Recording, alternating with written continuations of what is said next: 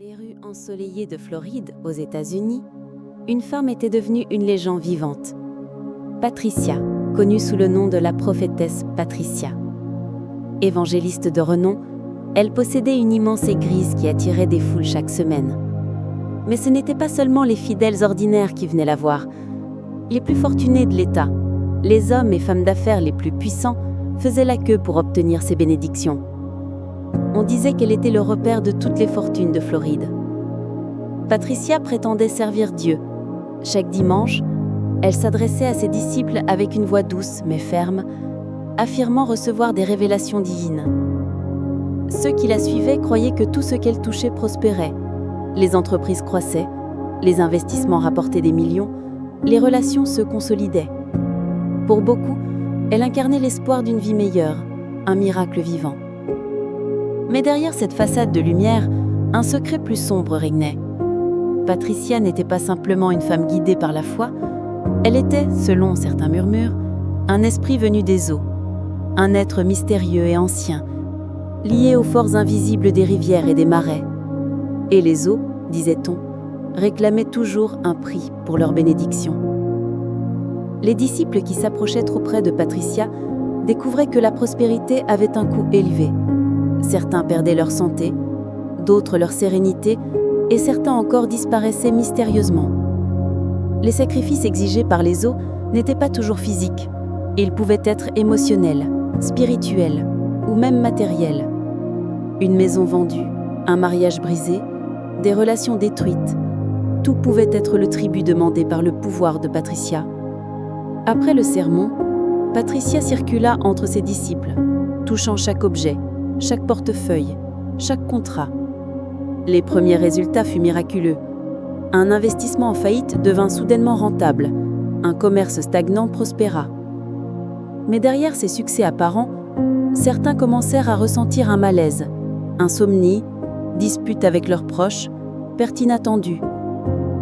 La nuit, l'église semblait différente. Les lumières tamisées faisaient briller le marbre et un léger murmure de l'eau s'infiltrait par les fenêtres ouvertes sur le marais voisin. Patricia marchait seule, murmurant des prières inconnues. Les disciples osaient à peine respirer. Chaque don demande un sacrifice. Chaque miracle a un coût. Un disciple osa demander « Prophétesse, que devons-nous offrir ?» Les eaux réclament ce que vous aimez le plus. Soyez prêts à perdre ce qui vous est cher. Certains tremblèrent, d'autres sourirent, aveuglés par leur désir de richesse. Les jours passèrent. Les bénédictions continuèrent, mais les disciples commencèrent à subir les conséquences. Maladies soudaines, perte d'amis, disputes et solitude. Même les plus riches comprirent que chaque faveur avait un coût. Sophie, disciple fidèle. Je pensais que j'avais tout, mais j'ai perdu ma fille dans un accident. Elle est tombée malade juste après notre première bénédiction. Marc, regard sombre.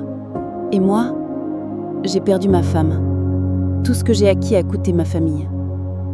Et les disciples réalisaient, avec horreur, que les eaux n'étaient pas indulgentes. La prospérité venait, mais elle arrachait une part de l'âme, un fragment de la vie ou quelque chose de profondément précieux. Un jour, Patricia monta sur la grande estrade, entourée des disciples tremblants. Elle leva les mains et parla avec gravité. « Mes enfants, souvenez-vous, la bénédiction sans sacrifice n'existe pas. Celui qui cherche la richesse sans discernement s'égare. Celui qui croit sans vigilance se perd. Le pouvoir que je vous offre est réel, mais il a un prix. La foi véritable n'est pas un chemin vers la prospérité facile. Elle est un chemin de discernement, de sacrifice et de vérité. » Les disciples écoutèrent en silence. Certains pleuraient, d'autres regardaient leurs mains, comprenant enfin le prix de leur avidité. Malgré tout, l'attraction de la prophétesse restait irrésistible.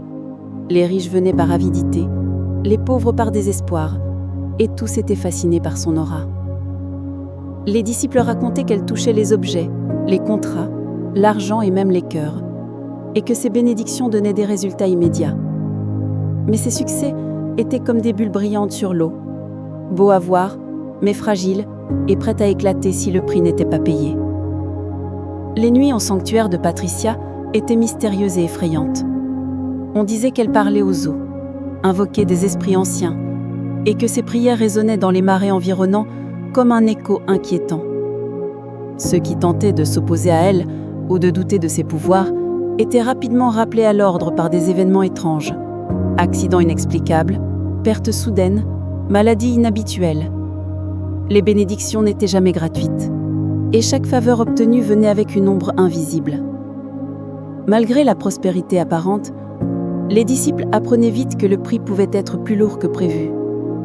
Certains qui avaient accumulé des fortunes se retrouvaient seuls et isolés, incapables de renouer avec leur famille ou leurs amis. D'autres, aveuglés par l'avidité, finissaient par tout perdre en essayant de contourner les lois des eaux. Patricia, elle, restait immuable, l'œil toujours tourné vers le flot mystérieux qui nourrissait son pouvoir. L'histoire de Patricia laisse plusieurs enseignements. Nul n'est gratuit, toute bénédiction a un prix. La prospérité immédiate peut cacher des conséquences inattendues. La vigilance est essentielle. Il est dangereux de se laisser aveugler par l'argent ou le pouvoir, surtout lorsqu'il semble surgir de sources mystérieuses. La foi doit être authentique. Croire sans discernement peut conduire à des sacrifices inutiles et douloureux. L'équilibre est vital. Chercher la richesse ou le succès à tout prix peut mener à la ruine morale, émotionnelle et parfois même physique. À la fin, Patricia demeure une figure énigmatique. Certains disent qu'elle existe encore quelque part en Floride, glissant entre les fortunes et les marais, offrant des bénédictions à ceux qui osent s'aventurer près des eaux, mais ceux qui connaissent son histoire savent que derrière chaque miracle se cache une ombre et que les eaux, patientes et silencieuses, attendent toujours leur sacrifice. Ainsi se termine l'histoire de la prophétesse Patricia, un récit de richesse, de mystère, de pouvoir et de sacrifice, une leçon pour tous. Les miracles peuvent exister, mais le prix qu'ils exigent est souvent plus lourd qu'on ne l'imagine. Les histoires de Lumière Story. Si cette histoire vous a plu, likez, abonnez-vous et laissez-nous un commentaire.